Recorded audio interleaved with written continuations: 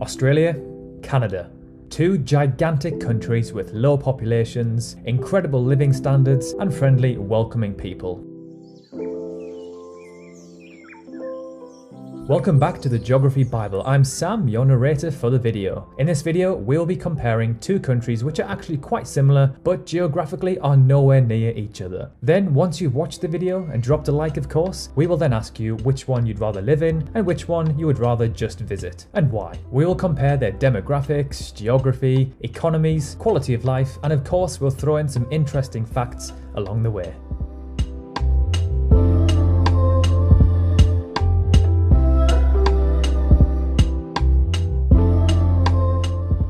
So let's begin by looking at their key demographics, starting off with their populations. So out of the two, Canada is more populated, with around 37.7 million people, making them the 39th most populous nation on Earth, behind Poland and above Morocco. Fun fact, there are more people living in Greater Tokyo than there are in the entirety of Canada. Think about that. A city in the world has a higher population than the second biggest country on the planet. Wow. Australia is the 55th most populated country in the world, with roughly 25.5 million people, putting them above Niger and below North Korea. Now that we know their populations, let's look at their population densities. This one is incredibly close and mind-blowing. So with 3.92 people per kilometre squared, Canada is technically more densely populated, making them the 8th lowest densely populated country in the world. Then we have Australia, with 3 people per kilometre squared, making them the 5th lowest densely populated country in the world. Again, this next one is unbelievably close. Their life expectancy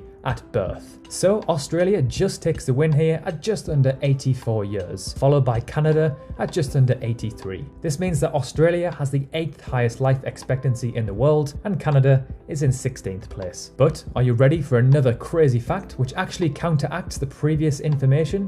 Which country in the world do you think has the highest cancer rates? I'll give you a clue. It's a country with lots of sun and generally quite a pale skin population.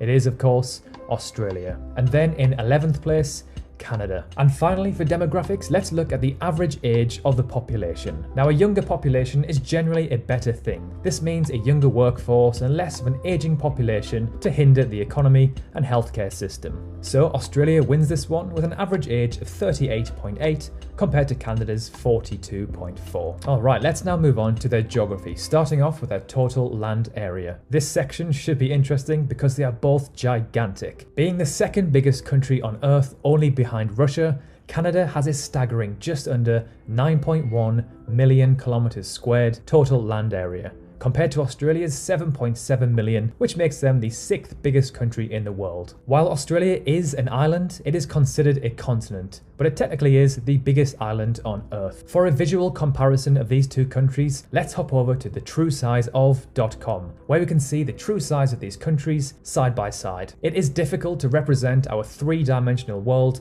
on a 2-dimensional map, so this website allows us to see how big each country actually is in relation to each other. So by grabbing both of these countries and putting them on the equator, we can see their actual sizes side by side. So yes, Canada is obviously massive, but its proportions are incorrectly displayed on a traditional map. Let's now take a look at what percentage of these countries' landmass is covered in forests and also how much coastline they have. With 16.2%, 39% of which is in Queensland, of the country being covered in forest, Australia has significantly less than Canada at 34%. So more than a third of Canada's total size is actually forests. Canada actually has the 3rd most forest by area in the world, and Australia has the 6th. Okay, so before we reveal this one, out of the two, which one do you think has the most coastline? This country also has the most coastline out of any country on Earth. So if you said Australia, you're wrong, unfortunately. So with 202,000 kilometers, Canada has by far the most coastline in the world, followed by Australia, which is in 7th place with a measly 25.7k kilometers. Now, to my surprise, Norway actually has the 2nd most coastline in the world. Alright, so let's move on to the economy and some financial statistics for these two countries. Again, this is another one which is neck and neck. The resemblance for these two countries is uncanny. So let's begin by looking looking at their total GDP. The GDP can be calculated by adding up all of the money spent by consumers, businesses, and government in a given period. So with 1.3 trillion US dollars,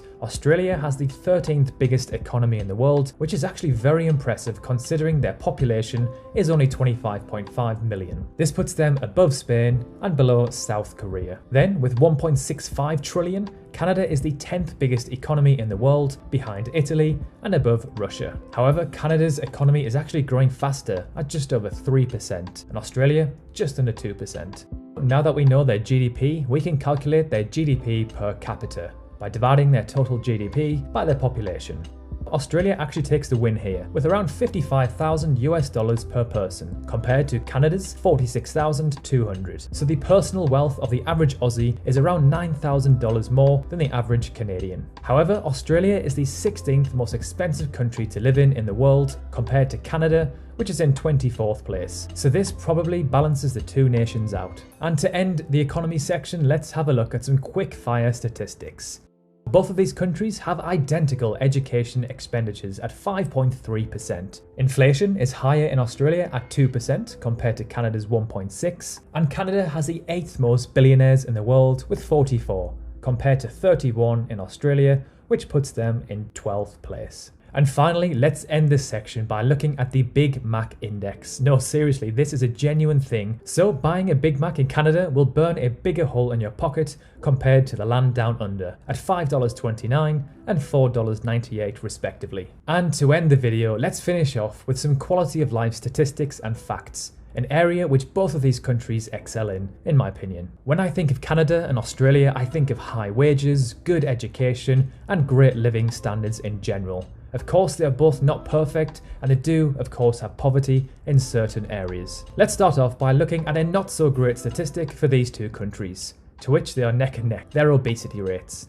They pretty much have the same percentage of their adult population classed as obese, at a roughly 29%. This comes to no surprise as both of these countries indulge in a 21st century Western diet, and Aussies sure do love their meat, beer, and barbecues. Australia has more physicians and hospital beds per 1,000 people, with 3.8 and 3.59 respectively. When it comes to school life expectancy, Australia is ranked as the #1 in the world. The school life expectancy, or the SLE, is the total number of years of schooling, this is primary to tertiary, that a child can expect to receive. So with a staggering 23 years, Australia takes the win here. Canada sits in equal 7th place, with many other countries at 17 years, which is still very impressive. Australia just misses out on the top 10 happiest countries in the world in 12th place, which coincidentally sits behind Canada in 11th place. When it comes to the Global Peace Index, Canada ranks as the 6th most peaceful country on Earth, compared to Australia in 13th place. However, when it comes to corruption, Australia does make the top 10 compared to Canada, who are in 16th place. And finally, the last one, let's compare their military strength ranking. And to no surprise, these two countries are neck and neck again, with Australia having the 19th strongest military in the world compared to Canada, who are in 21st place. So now it's your turn. Let us know in the comments below which one you would live in and which one you would just visit and why. We can't wait to read your comments. And while you're there, let us know which cities or countries we should do next. Personally, I would live in Australia because I'm a summer baby who loves the ocean, and I'd visit Canada for sure. It's another dream destination for me that I hope to visit soon. So thank you so much for watching. If you enjoyed the video or you learned something new, a like would be much appreciated. And if you love this sort of content, consider dropping a sub. We've got plenty more to come. Thanks again for watching, and we'll see you in the next one.